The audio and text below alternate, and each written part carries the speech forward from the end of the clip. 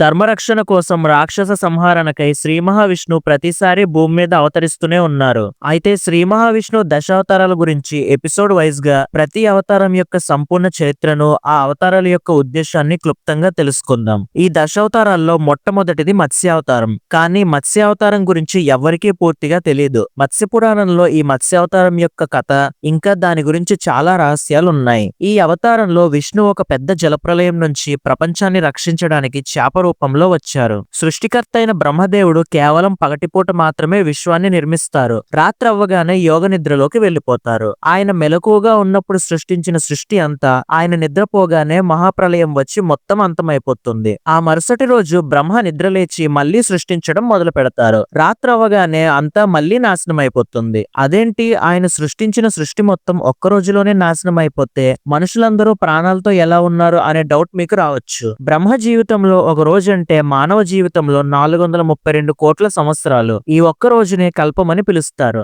బ్రహ్మ యథావిధిగా ఒక రోజు విశ్వాన్ని సృష్టించిన తర్వాత యోగ నిద్రలోకి వెళ్ళినప్పుడు ఆయన ముక్కు నుంచి హయగ్రీవ అనే ఒక రాక్షసుడు బయటకు వస్తాడు. కొన్ని కథల్లో ఈ రాక్షసుడి పేరు సోమకాసురుడు అని కూడా చెప్పారు. ఈ హయగ్రీవుడు బ్రహ్మ దగ్గర ఉన్న ఋగ్వేదం, యజుర్వేదం, సామవేదం, అథర్వణ వేదం ఈ 4 వేదాల్ని దొంగలిస్తాడు. బ్రహ్మ వీటి సహాయంతోనే ప్రతిరోజు విశ్వాన్ని సృష్టిస్తారు. ఈ వేదాలను దొంగలించడం వల్ల విశ్వాన్ని సృష్టించే శక్తిని బ్రహ్మకు లేకుండా చేసి లోకాలన్నింటినీ శాసించాలని హయగ్రీవుడు భావిస్తాడు. అలా వేదాలను తీసుకుని హయగ్రీవుడు విశ్వమంతా తిరుగుతాడు. కానీ విశ్వంలో ఎక్కడ దాక్కున్నా తను దొంగలించిన వేదాల కోసం విష్ణుమూర్తి ఖచ్చితంగా వస్తారని తెలిసి హయగ్రీవుడు దాక్కోడానికి భూమి మీద అయితేనే సరైన చోటు దొరుకుతుందని భూమి మీదకు వస్తాడు. హయగ్రీవుడు భూమి మీదకు వచ్చిన సమయంలో భూమి మీద సత్యయుగం నడుస్తుంది. సత్యయుగంలో ప్రజలు ధర్మంగా నడుచుకుంటూ జీవిస్తున్నారు. ఈ భూమి 70% నీటితో నిండి ఉండడం వల్ల నీటిలో దాక్కుంటే విష్ణు తనని కనుక్కోలేడని భావించి హయగ్రీవుడు ఆ వేదాలతో సముద్ర గర్భంలోకి వెళ్లిపోతాడు.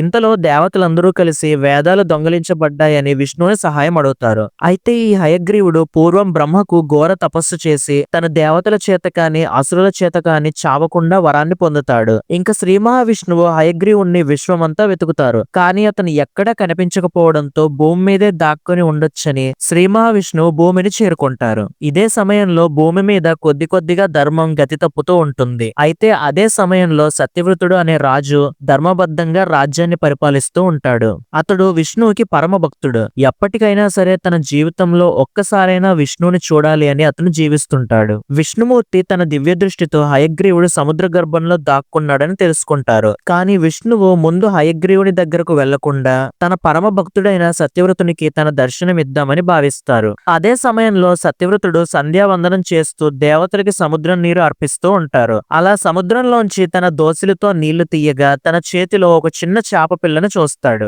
ఆ చేపను తిరిగి సముద్రంలోనే వదిలేయబోతుంటే ఆ చేప సత్యవ్రతునితో మాట్లాడుతూ, దయచేసి నన్ను సముద్రంలో తిరిగి విడిచిపెట్టొద్దు. సముద్రంలో ఉండే పెద్ద చేపల వల్ల ప్రాణాపాయం ఉంది అని ప్రాధేయపడుతుంది. శరణు కోరిన వారిని రక్షించడం క్షత్రియ ధర్మం కాబట్టి ఆ రాజు ఆ చేప పిల్లను తీసుకెళ్లి ఒక పాత్రలో వేస్తాడు. అయితే మరుసటి రోజుకి ఆ చేప ఆ పాత్రలో పట్టనంతగా పెరిగిపోతుంది. అది చూసి ఆశ్చర్యపోయిన సత్యవ్రతుడు ఆ చేపను తీసుకెళ్లి ఒక పెద్ద పాత్రలో వేస్తాడు. కానీ మరుసటి రోజు ఆ పాత్ర కూడా సరిపోనంతగా ఆ చేప పెరిగిపోతుంది. దానితో రాజు ఆ చేపను తన దగ్గరున్న చెరువులో వేస్తాడు. మరుసటి రోజు వచ్చి చూస్తే ఆ చెరువు కూడా పట్టనంతగా ఆ చేప పెరిగిపోతుంది. దానితో ఆ మహారాజు ఆ చేపను తిరిగి సముద్రంలో విడిచిపెడతాడు. కానీ సముద్రంలో వేయగానే ఆ చేప సత్యవ్రతుని కళ్ళ ముందే అమాంతంగా పెరిగిపోతుంది. అప్పుడు సత్యవ్రతునికి అది సాధారణమైన మత్స్యం కాదు, సాక్షాత్ ఆ శ్రీ మహావిష్ణువు రూపమే అని అర్థమవుతుంది. వెంటనే సత్యవ్రతుడు ఆనందంతో నమస్కరిస్తాడు. ఆ చేప అలా నారాయణుడి రూపంగా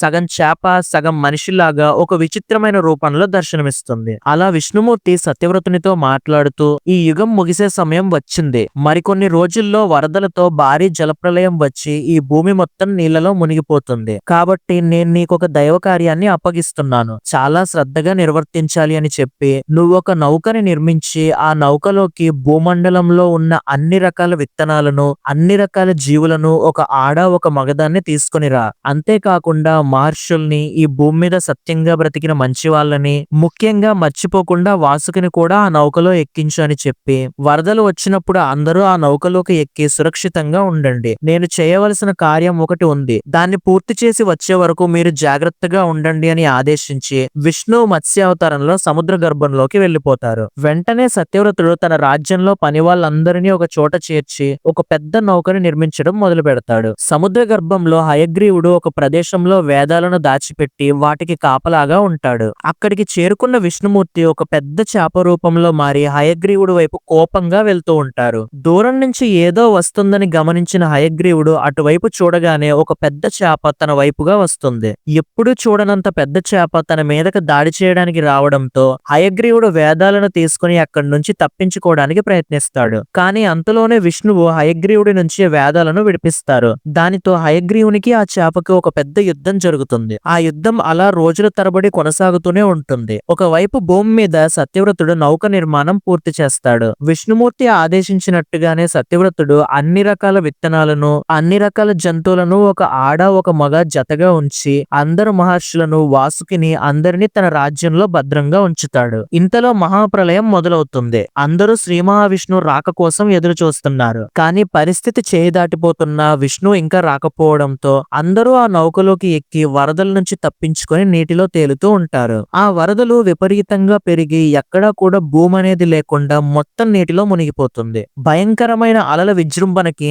సత్యవ్రతుని నౌక తిరగబడిపోతుంటే అందరూ ఆ శ్రీ మహావిష్ణువు మీదే భారం వేసి కష్టపడి ఆ నౌకని తిరిగి నిలబెడతారు. ఇంకోవైపు సముద్ర గర్భంలో విష్ణువు హయగ్రీవునితో భీకర యుద్ధం చేసి ఆ రాక్షసుని అంతమొందిస్తారు. వెంటనే ఆ వేదాలను తీసుకుని విష్ణువు నీటిపైకి వచ్చి చూస్తే నౌకలో సత్యవ్రతునితో పాటు మిగిలిన వాళ్ళందరూ కనిపిస్తారు. విష్ణువు ఆ వేదాలని సత్యవ్రతునికి ఇచ్చి వాసుకిని ఒక తాడులాగా నౌకకి ఒకవైపు కట్టి మరొక వైపు విష్ణుమూర్తి పట్టుకొని భయంకరంగా వస్తున్న అలల తాకిడికి ఆ నౌక మునిగిపోకుండా ముందుకు తీసుకెళ్తూ ఉంటారు. ఇలానే చాలా సంవత్సరాలు గడిచిపోతాయి. అందరూ ఆ నౌకలోనే జీవిస్తూ ఉంటారు. కొన్నేళ్లకు వరదలు ఆగి ఆ నీరు కొంచెం కొంచెంగా తగ్గుతూ ఉంటుంది. అప్పుడు భూమి మీద ఎత్తైన ప్రదేశమైన హిమాలయాలకు ఆ నౌకను తీసుకెళ్లి అందరినీ సురక్షితంగా దించుతారు. మత్స్య రూపంలో ఉన్న విష్ణుమూర్తి తన యథా రూపానికి వచ్చి సత్యవ్రతునితో కొత్త యుగం మొదలైంది. ఇక్కడి నుంచి మానవ సృష్టిని కొనసాగించండి అని ఆదేశించి సత్యవ్రతుని దగ్గర దాచిన వేదాలను బ్రహ్మకు తిరిగి అప్పగించి శ్రీ మహావిష్ణువు వైకుంఠానికి వెళ్లిపోతారు. ఈ విధంగా మత్స్య అవతారం ముగుస్తుంది. మీకు ఈ వీడియో నచ్చితే